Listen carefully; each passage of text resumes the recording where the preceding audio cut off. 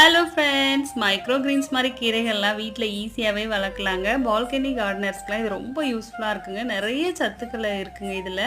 இது வந்து பார்த்தீங்கன்னா, ஒரு 3 இன்ச் 4 இன்ச் வந்தவுடனவே நம்ம கட் பண்ணி சமைச்சிடணுங்க. ஒரு 10 நாள் தான் இதோட வளர்ச்சி இருக்குங்க.